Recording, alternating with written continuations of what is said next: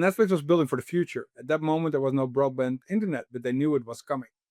And by the time they actually fully executed on their new business model, it was way too late for Blockbuster to still react. I was surprised how many people came with objections. Like, oh, I would fire my CFO if they would put their board meeting minutes in ChatGPT because that's highly classified. And these reactions got like tons of likes. So those are Blockbuster CFOs. Like, that's fine. But for my test, I just use fake board meeting minutes. Just test it. Then figure out with IT a way to do it safely. What I teach my kids is like, hey, you don't want to know everything. You need to know how to ask it. And I think that's a different kind of CFO that thinks, okay, AI is not perfect today, but I'm going to build my practice around AI and implement it. And I'm going to prepare for the moment when it is actually perfect. Welcome to Tech Finance. I'm your host, Sasha Orloff, repeat founder and current CEO of Puzzle, and self-professed finance nerd. On this show, we dive into the pulse of B2B fintech, from newly funded startups transforming the office of the CFO to major industry shifts, deals, and partnerships that are reshaping how we think about finance. You'll hear the most important developments, essential analysis, and of course, AI innovations. This show is brought to you by Puzzle and the Turpentine Podcast Network. Let's dive in.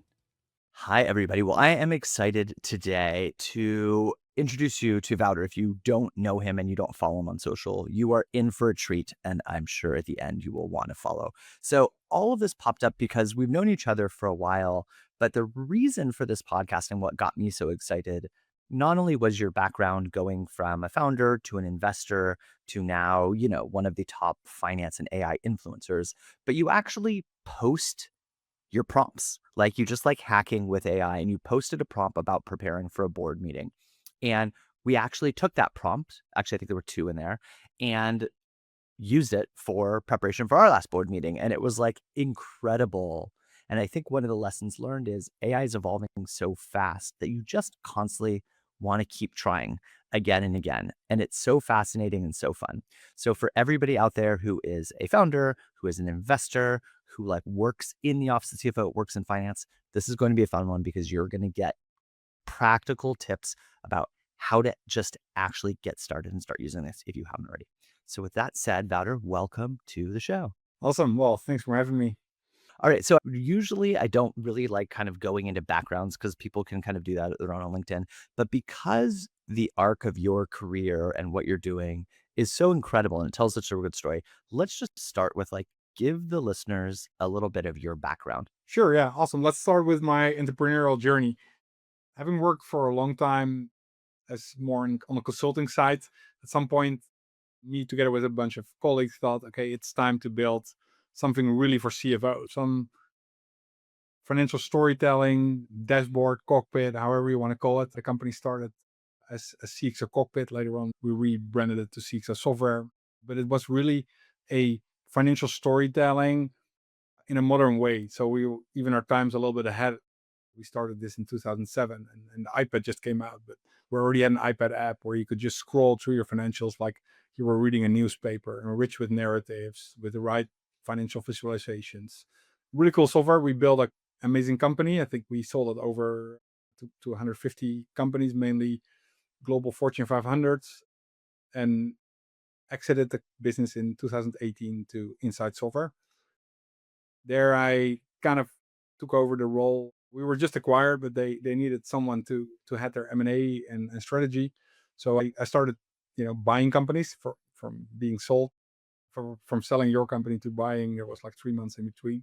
But really the love for value creation, after having created value myself, but then seeing other founders doing it, kind of started there. And I did that for a year, moved back to, we were living in Atlanta at the time, moved back to Europe, to Spain. And after a small sabbatical, started a fund. Born Capital. We only invest in the office of the CFO technology, CFO tech. And I have 18 portfolio companies, of which one of our coolest companies, of course, is Puzzle. And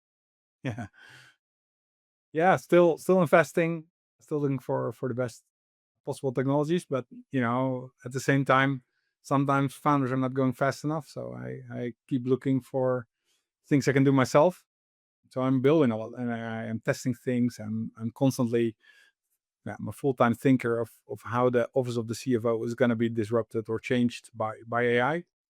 And I write a lot about it, not just on LinkedIn. I also have a Substack, CFO office.io. which is full of really, really interesting insights. And I love that you share some of the prompts, which we're going to get into a little bit. You gave a presentation at the Operators Guild. Shout out to Casey Wu and the Operators Guild, which is great. And you talked about CFOs today are at their own Blockbuster versus Netflix moment. Can you share a little bit more about what that means? If you look a little bit at the history that we all know, of course, is that Blockbuster back in the days was running a winning business model. Everything was working in the company, and then this new Netflix came around and built something completely different. Probably a highly unprofitable business model where they would physically mail DVDs and wait till they return and mail them out again and for a fixed price. So they had a business model that didn't make a lot of sense. But Netflix was building for the future. At that moment, there was no broadband internet, but they knew it was coming. And by the time they actually fully executed on their new business model, it was way too late for Blockbuster to still react. I think this is a way, if we look at two types of CFOs, and this is of course just an analogy, there is one group of CFOs that says, okay, hey, we see this AI with certain skepticism. We don't necessarily see that this is going to work because, and I can name a list of 10 things that are all, valid. Models hallucinate. What about data security? What about any kind of uncertainty in the process, user adoption? Like there's a whole list of things to not do it.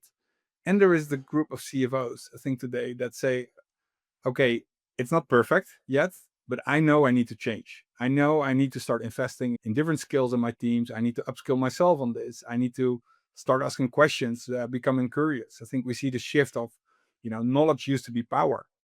I think what I teach my kids is like, hey, you don't want to know everything. You need to know how to ask it, and I think that's a different kind of CFO that thinks, okay, AI is not perfect today, but I'm going to build my practice around AI and implement it. And I'm going to prepare for the moment when it is actually perfect. I want to go through your before and after of the CFO tech stack, but just as we continue on that and close sort of that little thought of, for the CFOs that are listening or the founders who haven't sort of moved to sort of, let's say, that AI native and they're concerned or afraid that it's going to get disrupting, how should we think about what that moment means for our business? How do we evaluate it? Because I think you bring an interesting perspective, both as an operator and an investor and a tinkerer of AI. Like how do we shift that culture internally, or how do we make those changes?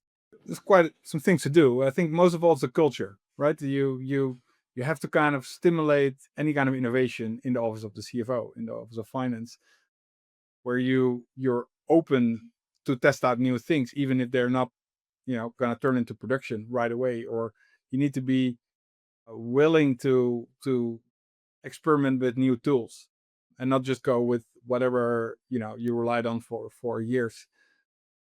I think that's one side, building a culture of innovation. Another thing is you need to know to pick the right business cases. I've seen a lot of AI initiatives that are just analyzing data. That is stuff we actually like to do. I think you have to start fixing things that we don't like to do. Data quality, reconciliations, stuff that takes a lot of manual work, answering questions, like things that are boring tasks that no one wants to do, where you could actually make a real business case of automating them with AI and, pick out these things and so on. Like then I would recommend to do a small hackathon, just free up a Friday, a weekend, and a Monday morning for a presentation, and just bring finance team together with some engineers, with some AI specialists, and just build things. I've seen a lot of companies that have done it already, and they are very successful with it. And sometimes these things make production, sometimes not. It doesn't matter. You're making this transition internally. And how do you think about when you're playing around with AI? How do you think about data privacy or data security? Does that enter your mind at all when you're using some of your prompts or your portfolio companies? Not working for a public company and like dealing with like relatively small company data, data security is less of an issue because the interest in the data would be a lot less, and I think it's a serious issue. You have to look at data security, but there are good solutions. You can have a more enterprise AI platform, like ChatGPT Enterprise, for example, that takes care of your data in a much more secure way. But I think most of all, it shouldn't be, if it limits your thinking about, okay, hey, let's not do it because it's not secure. Let's use other data, get some data from the internet. Don't even use your own data, but just start trying things. I think there's so much reasons to not do it, but there's much more actually to start doing it. And like, for example, the prompt that you were referring to and how you could use AI to prepare for a board meeting, on that post on LinkedIn, I got a lot of good feedback, and that post went quite viral. But you would be surprised, or I was surprised, how many people came with objections. Like, oh, if I would fire my CFO if they would put their board meeting minutes in ChatGPT, because that's highly classified. That was the main mindset, and these reactions got like tons of likes. So those are, you know, those are blockbuster CFOs. Like, that's fine. But for my test, I just use fake board meeting minutes. Just test it, work with it, then figure out with IT a way to do it safely. But don't not do it. Like don't use it as a reason to not do it, because you have to move forward. I think one of the parts is cultural. And I think as leaders, if we don't set a culture that we're using AI and that our teams must use AI, then it's going to be hard for other people, right? It has to be a tops down, plus it's likely already a bottoms up. I do see there are valid concerns around sort of data security or privacy and these types of things.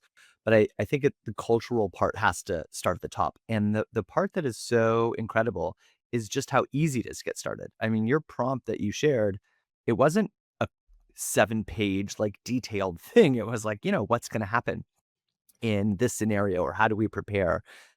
Giving us the ability to do so many different types of scenarios and so many types of simulations so quickly, just to kind of get a straw man. We still use it in like sharing all of our preparation and saying, what are the top 5 things that the most knowledgeable board member, pretend Elon Musk was on your board and he's going to rip you a new one if you send him these things. What are the top 5 things he's going to like go on? And then pretend you're the friendly board member who is like going to be nice about stuff and want to bump you up.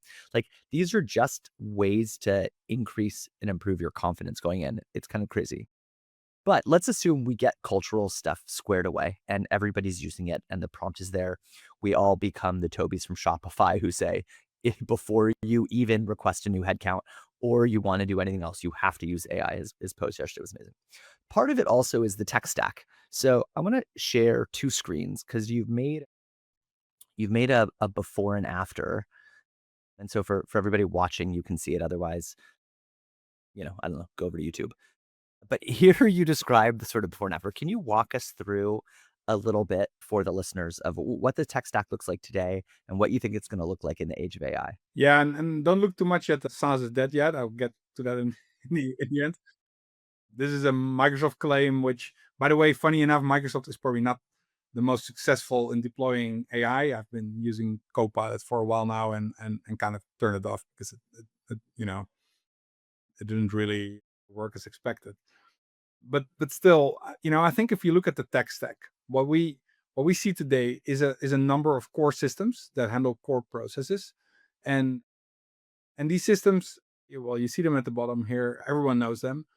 Typically, that data goes into a data layer, and through an integration layer, and then there are a number of, let's say, post processing tools, P&A, financial consolidation, reporting, dashboards, analytics, etc., that actually take that single version of the truth and do things with it, to serve the users. Most of these databases, or if not all, are, and that's where you get to Microsoft's point, like, or the Satya Nadella's point, they are CRUD databases, meaning it's basically business logic together with create, read, update, delete statements. They maintain a database. In the future of AI, these CRUD databases, you have to ask yourself, like, how much value does that have in an agentic scenario where software can just be generated at any time, at any UI, anything the user wants. So the way the slide looks a lot like the previous one, but there is quite a nuance. Every block here now is an agent. And what is an agent? And because like that sounds quite, everyone has heard about agent, the term, but the way I see it is where the bookkeeping software was plus a bookkeeper was, you know, they need to work together. In the future, it's basically a bookkeeping agent that is both the bookkeeper and the bookkeeping software. So that's a quite a quite a difference, I'd say.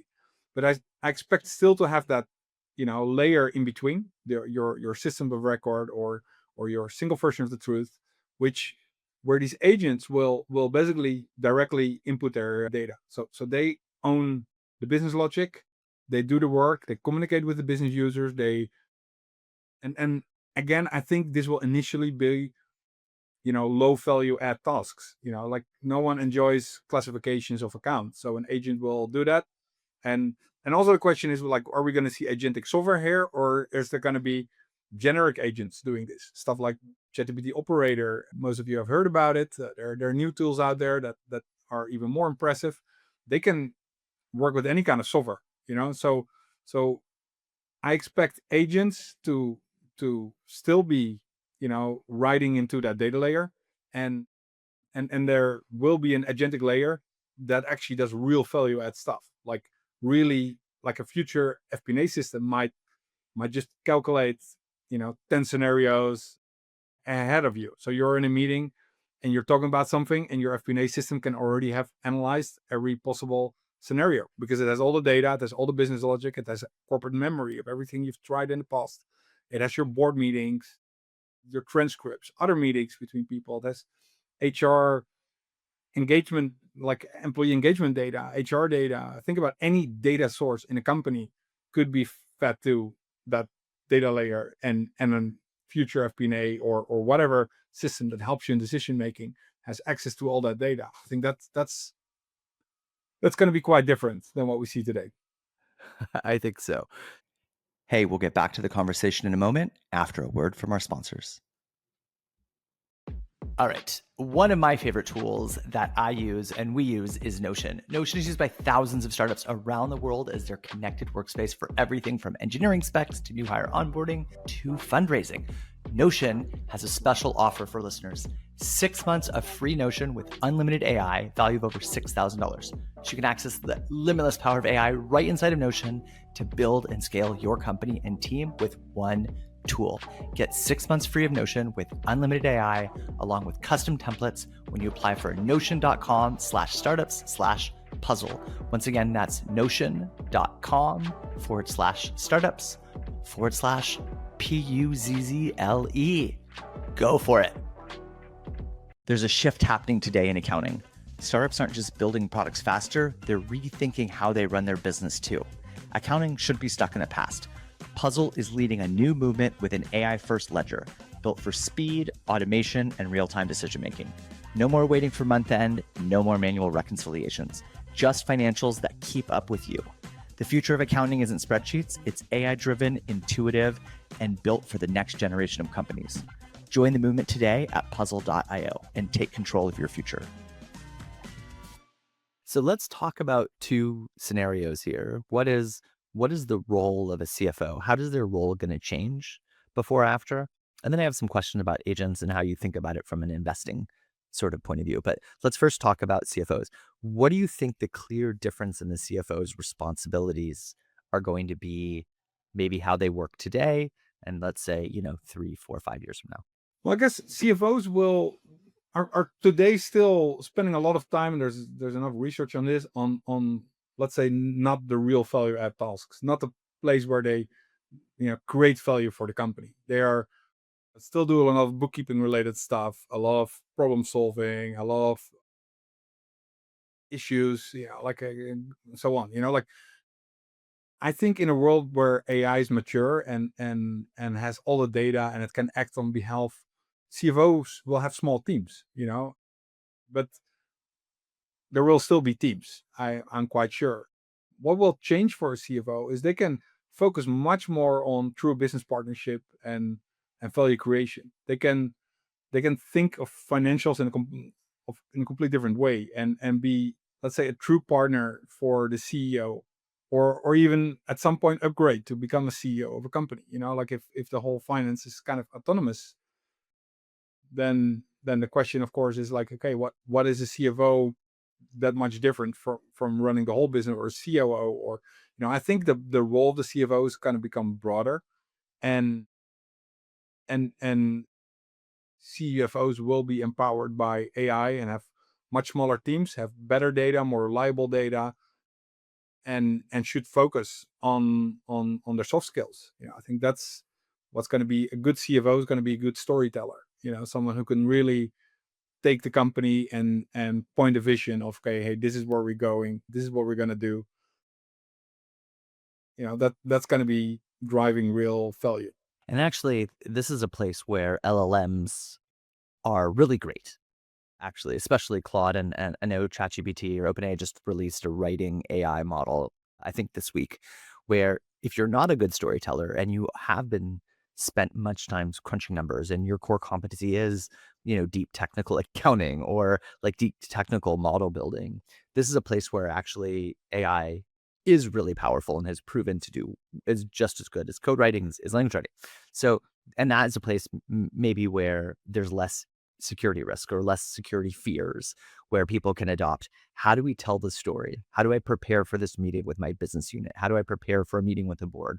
What is the story and the insight about how this data translates to the impacts on the business or evaluation of the goals? What do you think would be, a couple places where if you had to pick maybe one or two suggestions for that maybe more technically minded or more numbers oriented CFO or finance person evolving to the storytelling? Where do you think is a good place to start?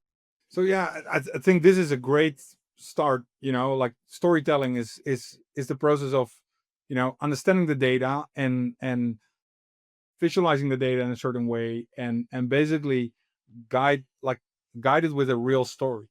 And AI can actually take in a lot of data and can really help you. And actually, the emotional intelligence of AI is really increasing. Activity 4.5 is a next level up in terms of emotional intelligence. So it doesn't just tell you what to tell, but also how to tell it. What kind of nuance to give.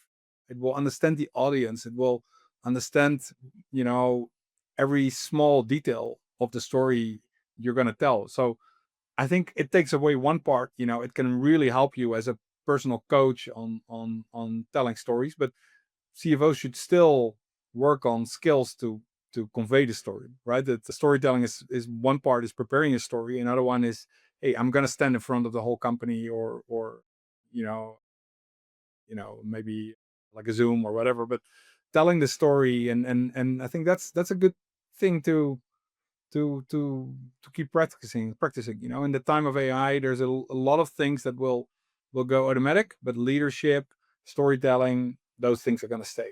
Well, if you don't already have it, I think I have an idea for your next prompt that you share on your Substack, which is going to be lessons in the beginning of storytelling for the CFO. Or have you done anything on it already? I haven't read all of them yet. Yeah, I actually built a whole product for financial storytelling with a AI. So I'm definitely gonna talk more about it. Tell me more. So basically, with the mindset of the old CXO product, which was all about financial storytelling, I started thinking, okay, how would I redo this in the time of in the in 2025? And just I have some technical background, but mainly more functional, and I've coded a little bit in the past. But I just took Cursor AI and basically recreated the product that we created in 11 years in maybe 70% feature par in just a couple of months. That's the reality today. You can actually rebuild something extremely easy. Then what I did is, okay, before we had to build financial stories manually, so well, let's apply some AI in it. So it's now much more interaction with the user. So the AI reads financial numbers and outputs with the users. Well, I want to bring in this nuance. I want to stress a little bit more this. So it generates really nice reports and dashboards. And then you, together with AI, you're going to build narratives with it. And like what I don't believe in, and I've seen a lot of as an investor, I see this all the time, people that present their or they use AI to analyze numbers, where AI would then give a written version of the numbers. No one wants that. Like that. This is a bad use case of AI. But what you might want to do is ask AI to say, okay, look at these numbers and what stands out here. Like what would raise any questions, similar to the board meeting prep prompts. And that question could be, okay, I see a really high variance between that and that, and that's not clear out of the data. So what I do is let AI actually ask the user, hey, what's going on here? The user answers. And while they earn a communication, it actually builds a board deck. It will build a full-fledged board deck interactive with drilling, and it's pretty cool. I built it for fun. I'm not sure. Not want to make anyone too excited yet. I don't know if I'm gonna take it to market, but it's also to teach my portfolio companies how to do it. Oh, I mean, a couple months ago, I was playing with Cursor, and it's like pretty incredible to do. There's a bunch of tools out there, so you can pick your favorite one. But I wanted to create a time savings calculator, sort of in the style of Ramp. And I was like, oh man, but I haven't coded in like 15 years. I'm never going to be able to do it. And sort of I tweaked the prompt and I iterated on a little bit. 15 minutes. 15 minutes. It generated a fully interactive website that allowed to calculate like a time savings calculator. Took a little while to get the design sort of right and like the right color scheme, but it was incredible. Fully interactive, no technical background, 15 minutes. It's just getting incredible. This is an excellent point, because I think this is what finance departments should start doing. Like just take out Cursor. You can download it for free, or there's a $20 plan a month. Start using it. Just build things, small utilities that you think that can help your finance department. I wouldn't go for a full-fledged product like I was building with storytelling, but start with small little things that are pain points in your finance department, and just build small tools for it. Like any Excel macro that you're built today and are hard to maintain, you can actually turn it into beautiful web apps and let them interact and integrate AI in it. You just pass on like an API key to ChatGPT, or I use Grok a lot, not Elon Musk one, but I Grok with a Q. It's lightning fast, and you can just build smart applications. You can build a chatbot into any application, and just with normal human instructions, like what you experience yourself. You just, okay, it costs a couple of iterations, but you see what it generates and you see what you don't like about it, so you just tell, hey, I want it a little different. Or at some point I realize it's actually really good to give it some designs, because it can replicate these things really well. Yeah, as well. Even and the other part is if you're not slightly technically minded, as long as you can describe what you're doing. So if you have any visual thing what you want to build, just paste it in, and it will generate it for you. Yeah. I also think lovable is like another really good one for people who are not technically minded at all, but can describe what they want. And you could, it creates like a really nice UI as well. And I heard, what is it? Windsurf is coming up as a pretty strong competitor. So it's like it's pretty fun to just be able to create. We're so much in the numbers of things every day that we don't get time to be too creative. And storytelling is a fun way to be creative, and the ability to just build web apps by being able to describe them is pretty incredible.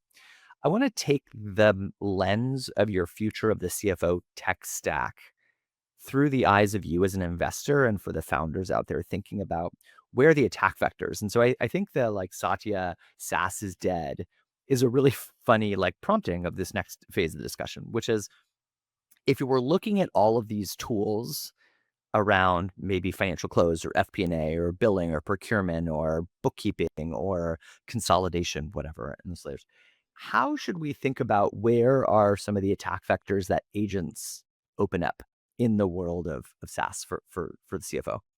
Do we think there's like, for example, one example might be that like we think there's maybe very specific agents for different verticals, or one might be the super powerful all agent, or maybe agents are embedded in the system, maybe agents need to live externally. How should we think about this complexity of this CFO tech stack? Yeah, I think, you know, if I look to invest in a company right now, I look at two things. First of all, you have to embed AI internally. So the question is, do you need to build AI software or do you need to build software with AI or both?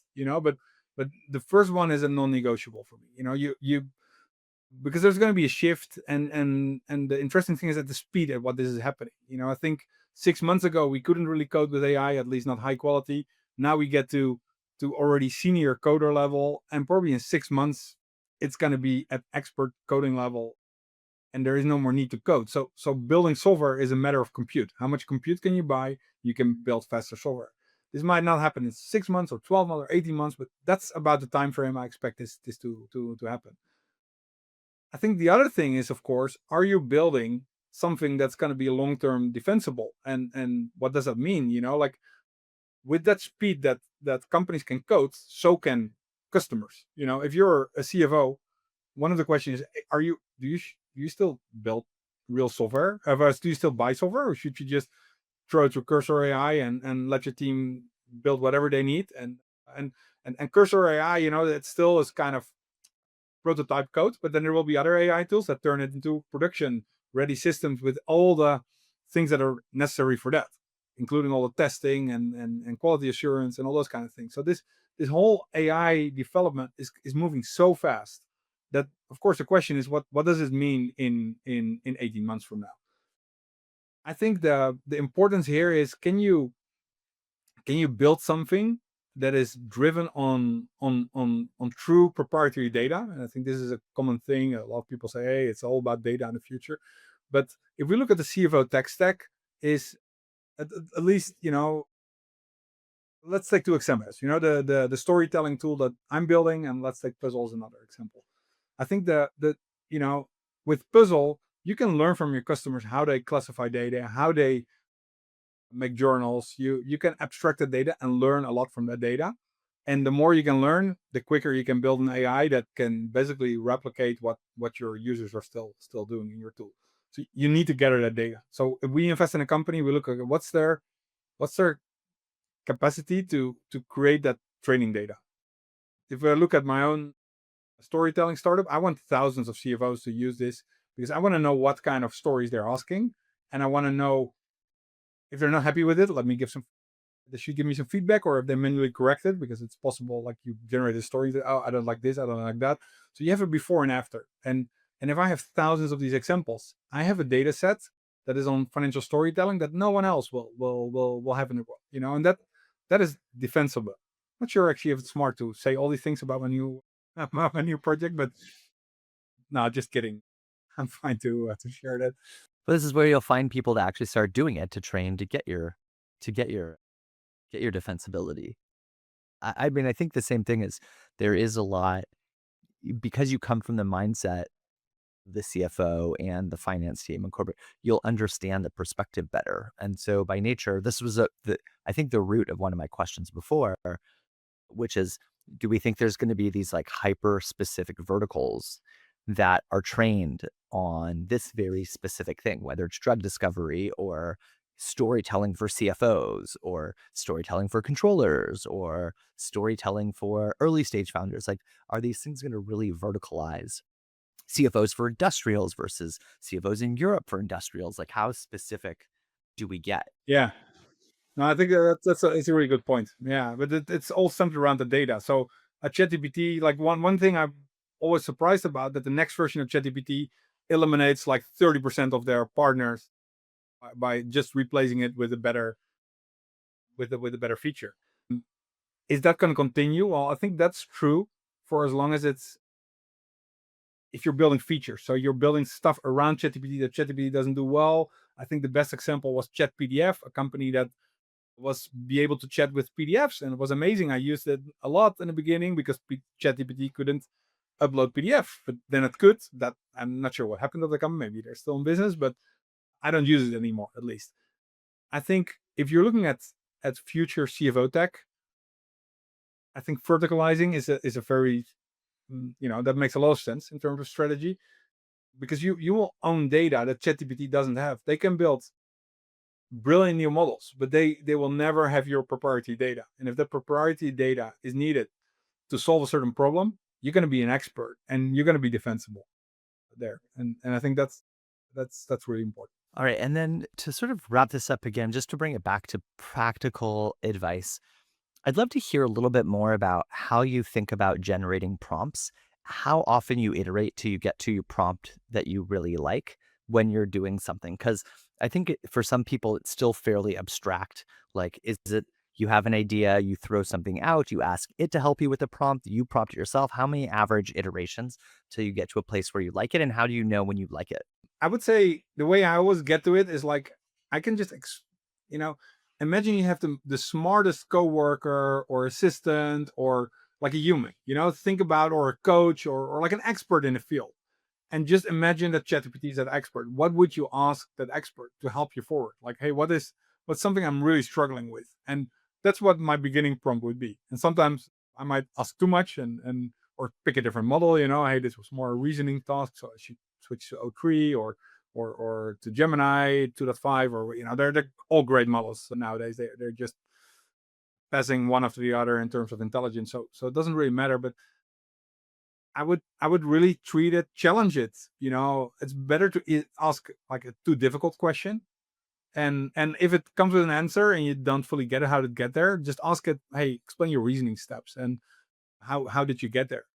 But it's every time it surprises me, every time again, especially when the reasoning models came out, doing tough cap table calculations, it did it till the detail correct. Like really complex things. For someone in my job running a fund, you'd be surprised how much tasks I can just let let an LM do. That's and my default is, let's first test if ChatGPT can do it. If not, I might ask someone else or do it myself, or but just challenge it, and you'll be surprised by how much it can do already. What, if you look back at all of your tinkering and all the things you posted, what is your favorite prompt or your favorite problem that you've solved with AI? Yeah, I would say I can give two examples. I think the one we talked about before, but where we say prep for a board meeting. This is the by the way, this is a transcript of a previous board meeting with all the different board members and what they care about. These are my numbers. How are they gonna challenge it? I think because this brings two different data flows together, and it can be large data flows. You have all your financials, you have a very long transcript. And that could be a third source, a fourth source, whatever you can throw into it, and just challenge the model. I think, but what I really was most surprised by how to use an LLM is when I started this project of this financial storytelling. I just started by asking ChatGPT like whether this would be even a good idea to do. And while we were like having a conversation, they would say, well, but how would I do it? And then ChatGPT, well, download Cursor AI. And then what? I need a database. Well, like spin off something on Azure, or take another database. Like and we would like conversationally, before I knew I was actually building something. It was actually so a lot of people say, I don't know where to start. Well, ask ChatGPT where to start, or ask, I keep saying ChatGPT because that's my default. I'm used to it. But the other models are equally good. But ask the LM how to get started. And it's so creative nowadays. It will just give you amazing ideas to, what to do next. If you don't know what the best prompt is, ask it what would be a good prompt, and it will tell you. I love it. And for those that either want to up their AI prompting game and or they want to just have something to get started because they haven't taken that first step yet, how do they find your Substack? How do they find you? Where's the best place? Definitely LinkedIn. That's where I'm most active. So please look me up on LinkedIn, follow me there. And Substack is cfooffice.io. 2 newsletters a week, and we pick what I basically do on the new. I'm thinking about these things anyway, so I might as well write about it. That's kind of the mindset. And I'm typically like to look at what is really breakthrough AI news. And for a lot of finance people, that's hard to digest, right? There is a new Gemini model with 1 million tokens now. What does that mean? Or actually, Llama had 10 million tokens that came out last week. What does that mean? So I'm trying to think what how to take that benefit and embed it in the office of the CFO. So I talk a lot about breakthrough AI and translate that into the office of the CFO, give ready to use examples, and try to inspire the readers. Yeah, and it's great, and I really appreciate you being so transparent with everything you're doing, how you're tinkering, what's working. It's sort of that for the finance org, we finally kind of have our Lenny Richitsky version of somebody giving us practical, actual advice that we can start using and playing and tinkering with back in his early days with the product organization. Wouter, thank you so much for coming, sharing. Thank you for sharing so much on social media, and I will see you soon on LinkedIn. Awesome. Thanks for having me. Thanks for listening to Tech Finance with Puzzle and Turpentine. If you got value from this episode, please share it with anybody building or funding the future of technology. And please leave us a review wherever you're listening and tell me about what you want to hear more of. If you're looking for accounting software you'll actually love to power your company, check out puzzle.io, the modern accounting platform for the AI era. Tech Finance is part of Turpentine, the awesome podcast network behind Econ 102 with Noah Smith, Turpentine VC, Complex Systems with Patrick McKenzie, and so many more.